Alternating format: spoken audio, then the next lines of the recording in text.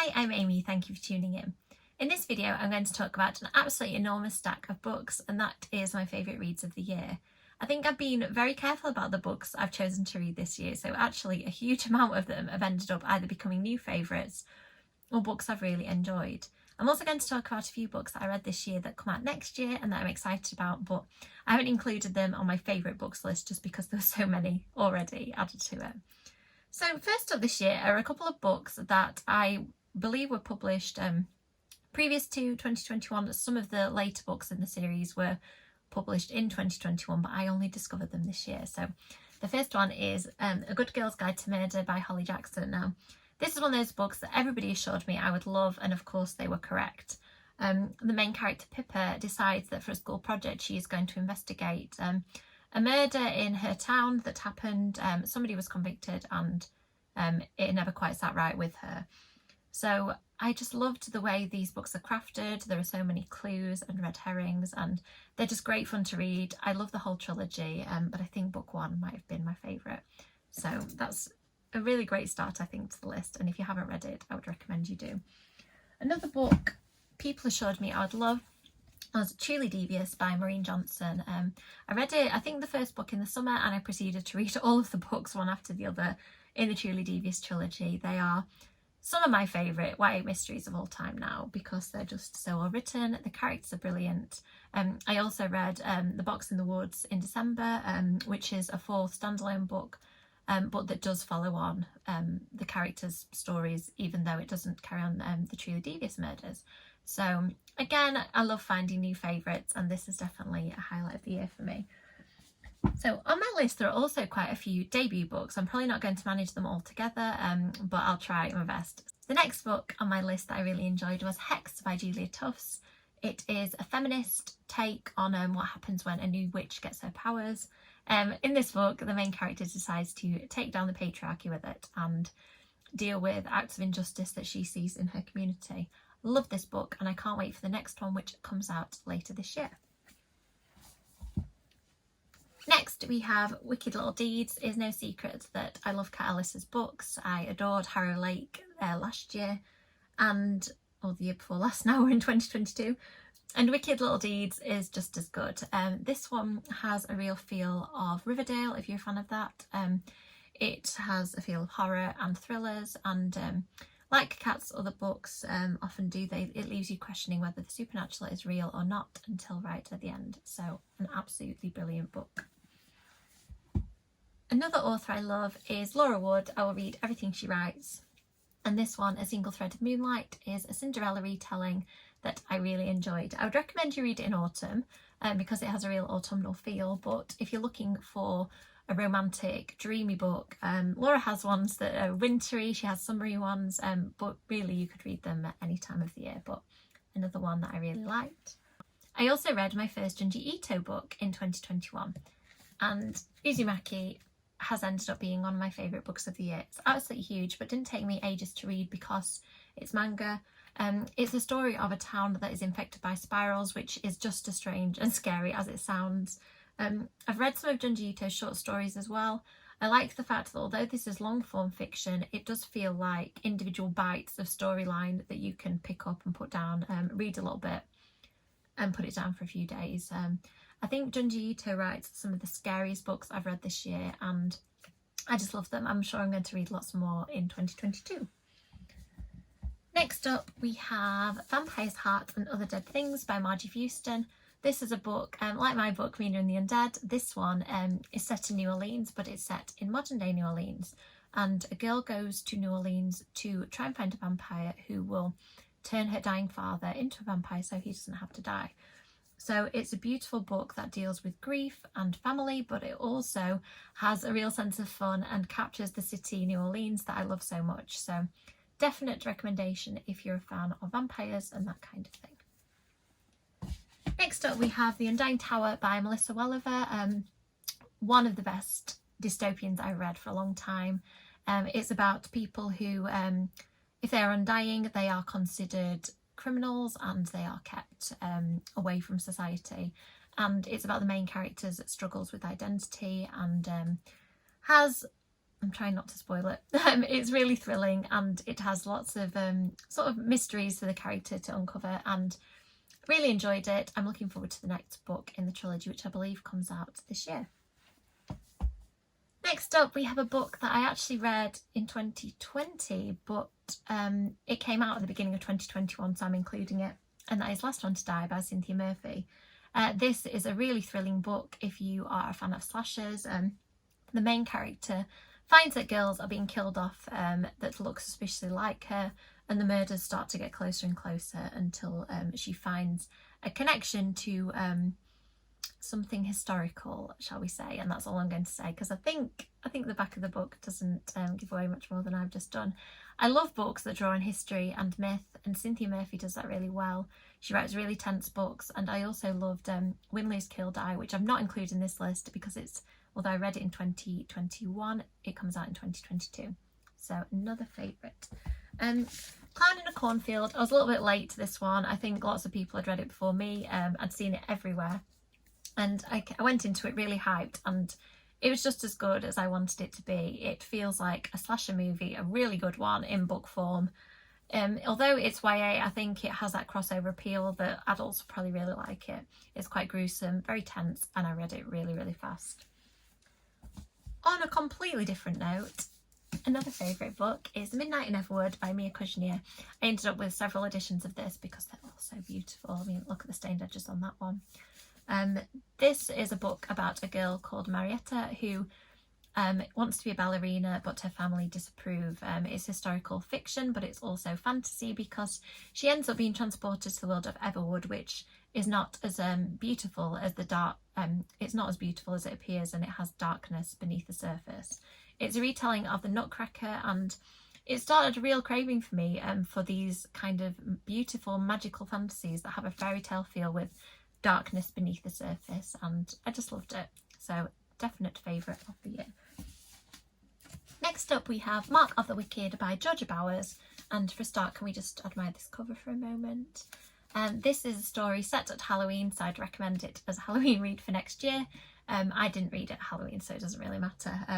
But the main character, also a witch like the main character in Hexed, but in this one she ends up being accused of a series of murders, I think it is, or it might be one murder. I read it quite a while ago.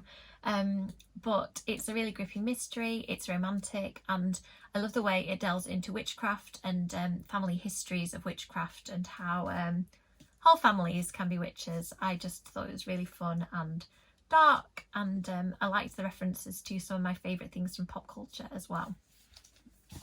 Next we have probably, I don't like to say top threes, but certainly in this case one of my top 3 books of the year. House of Hollow is deliciously inventive and dark, and the writing, it just drips beauty from the page. It is so sensory and immersive.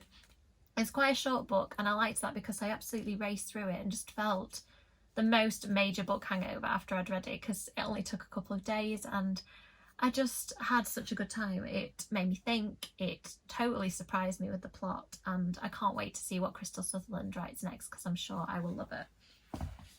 Another book on a slightly different note, It's Behind You by Catherine Foxfield. I really loved Good Girls Die First that Catherine wrote the previous year. And this one is about a bunch of influencers who are trapped in a cave as a part of a reality TV show called It's Behind You. And of course, spooky things start to happen, and you're left wondering as the plot goes on whether the things have been orchestrated by the TV show or whether something more sinister is afoot. So it's a really fun read if you want something fast-paced that will give you lots of twists and turns and interesting characters. It is definitely a good pick. Next we have All These Bodies by Kendara Blake. This is a vampire book by Kendara Blake, which I was really excited about. It's historical, and it's about a young girl who is found drenched in blood, and she will only tell her story to the sheriff's son, I think he is. Again, it's one I read a little while ago, so I may be shaky on the facts. She will only tell her story to this teenage boy, so you get to hear her story and you get to hear about the investigation happening in the present day. So a really good book if you like history with paranormal elements. Next up we have My Best Friend's Exorcism. For me, this was definitely a year of Grady Hendrix, where I think I read my first Grady Hendrix book this year, or I may have read it towards the end of the previous. But I read the Southern Book Club's Guide to Slaying Vampires, thought it was incredible, picked this one up, and I think I liked it even more. And I've read as many of his books as I can as the year's gone on, and I don't know whether I could pick a favourite, but this one possibly just pips the others. It's set in the 80s, which gives it a slight advantage for me. I love the pop culture references. It's terrifying, but it's also a book about a really beautiful friendship, which I really enjoyed. Next up, on a similar line to Midnight in Everwood, we have Once Upon a Broken Heart by Stephanie Garber. I loved the Caraval trilogy, and this is Stephanie Garber's beginning of her next trilogy of books. I'm not sure how many there will be, hopefully lots, because I loved it. Like Midnight in Everwood, like Stephanie Garber's other books, this has a real feel of romance, danger. It's just an incredibly seductive book and world about a girl who, as it says in the front, learns about the dangers of making a deal with a fate and getting involved in the fates. And that's all I'm going to say, because I really think you should read it for yourself. So this is the proof. I do have the physical copy somewhere, but you can't see the disarray of books at my feet. I currently can't lay my hands on it, so you'll have to make do with the proof for now. Another book I loved this year was The Last Girl by Goldie Moldavsky. This book, like a lot of the others I've enjoyed this year, has a slasher feel. It's about a girl who gets involved with a club who watch horror movies together and try to scare each other as much as they can with a series of pranks that get increasingly out of hand. And it's really fun. If you're a horror fan, you'll love spotting the references, but even if you're not, it is just a great, thrilling story for fans of YA thrillers.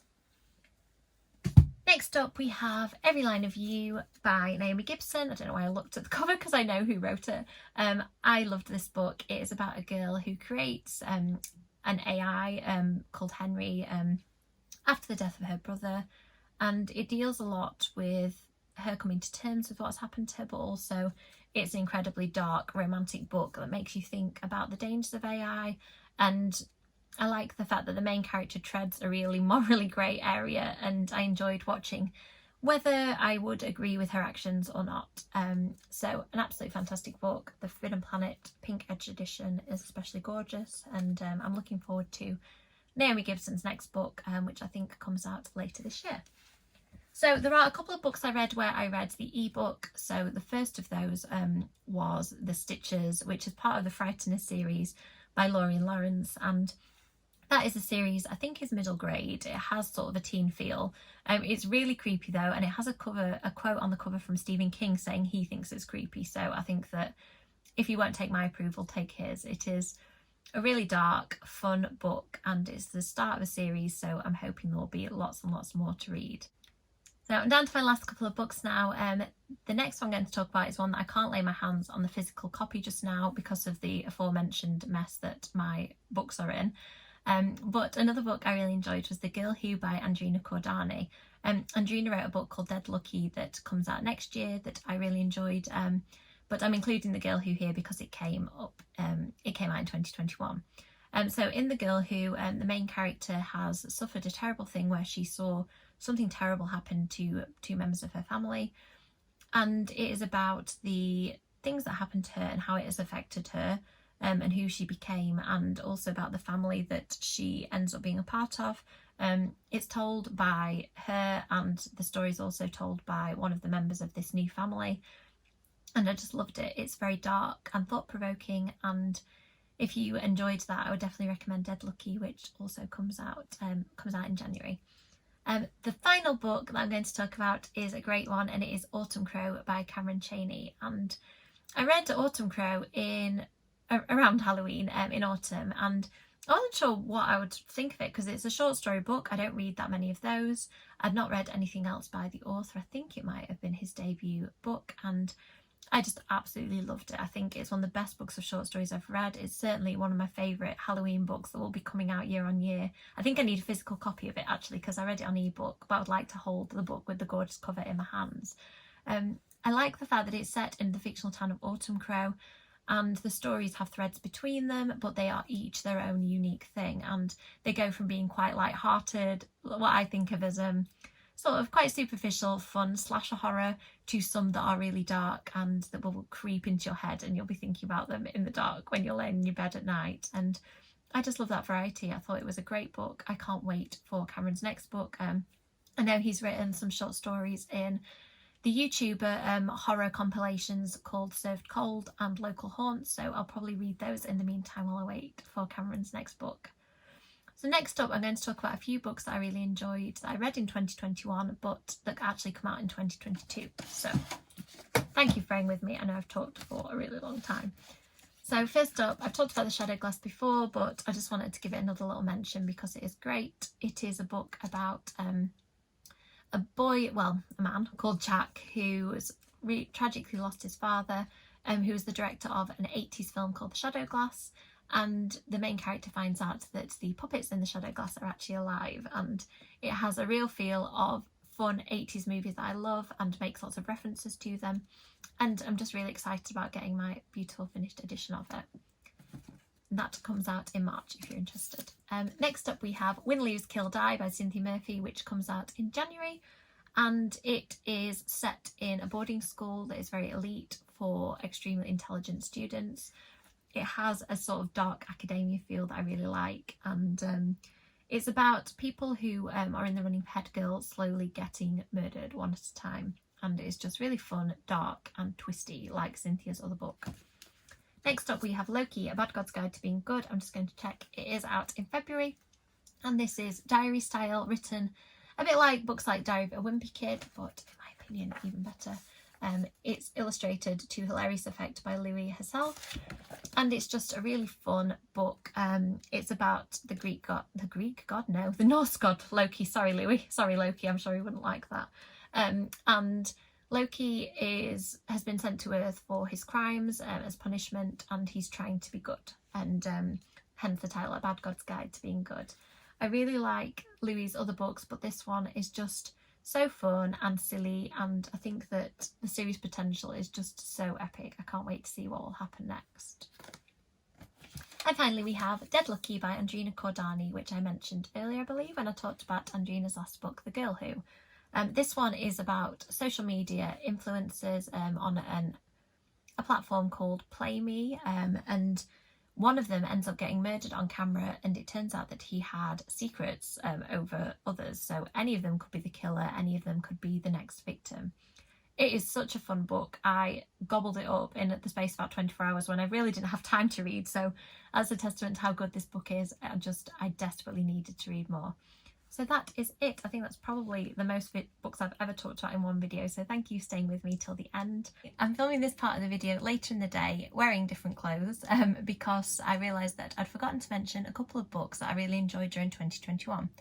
The first one is The Boy Band Murder Mystery by Ava Eldred, and as the title suggests, it's a murder mystery where a member of a boy band has been accused of killing one of his fellow bandmates, and his fans decide to try and prove that he didn't do it. And I loved this book because it's just really thrilling, and I liked the fact that it made me think of all the fandoms that I belong to and how much we care about the things that we enjoy watching and consuming. So that was a really fun read that I would recommend. The next book I want to talk about is The Boy I Am by K.L. Kettle. In this book, it's a dystopian where boys are treated like commodities, and the book explores the current treatment of women and things like toxic masculinity, but through this lens of an alternative dystopian reality. So I thought that was a really clever idea. It's not like anything I've read before, and it's just a very dark, thrilling, thought-provoking read that I would really recommend. I had a really good reading year in 2021, and I'm excited about so many books in 2022 and doing videos about them for you. So thank you for your support of my channel. I hope you will stay with me and to find out what I talk about next time. Thank you. Bye.